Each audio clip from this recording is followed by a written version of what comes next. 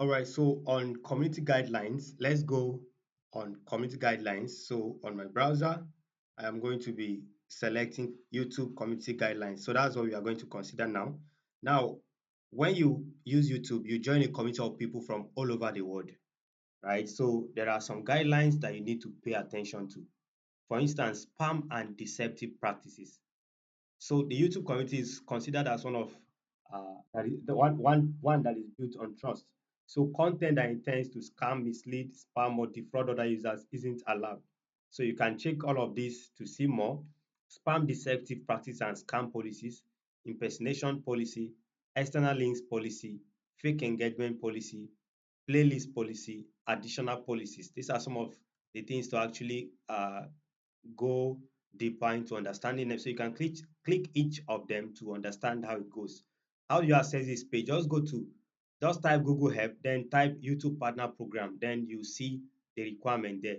Sensitive content. We hope to protect viewers, creators, and especially minors. That's why we have got rules around keeping children safe. Sex and nudity and self-harm. Learn what's allowed. So you can check all of these things like nudity and sexual content policies, thumbnail policies, child safety policies. All of these are very important, right? Then the next one here is what? Violent or dangerous content. It could be hate speech, predatory behavior, graphic violence, malicious attacks, and content that promotes harmful or dangerous behavior isn't allowed on YouTube. So you can check all of these things to see what they are saying about each and every one of these uh, guidelines. Then regulated goods. Certain goods can be sold on YouTube. You can find out what's allowed and what's not allowed. Sale of illegal or regulated goods or services, firearms policies, you can see. So it's not everything you'll be able to sell. But until you get to know before you do the right thing. Misinformation. Certain types of misleading or deceptive content with serious risk of egregious harm are what? Uh, Egregious harm are not allowed on YouTube. So this includes certain types of misinformation that can cause real-world harm, like promoting harmful remedies or treatments, certain types of technically manipulated content or content interfering with democratic processes.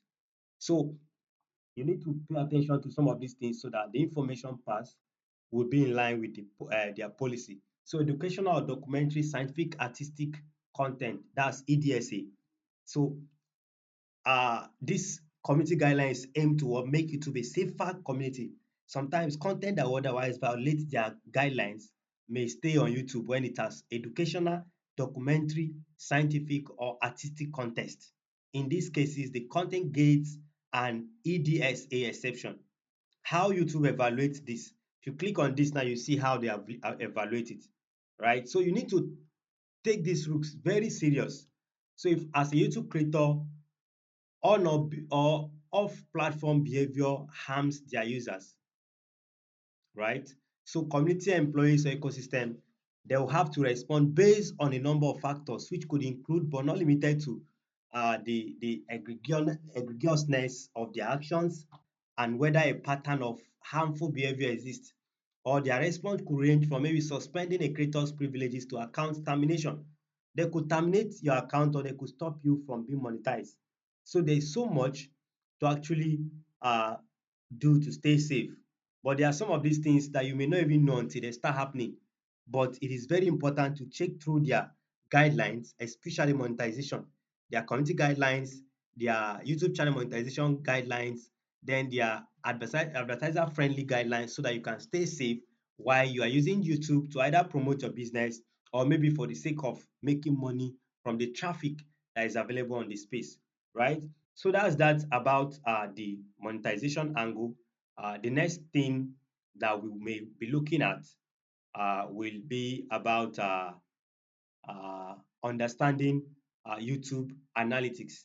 That's what we are going to be considering on the next video.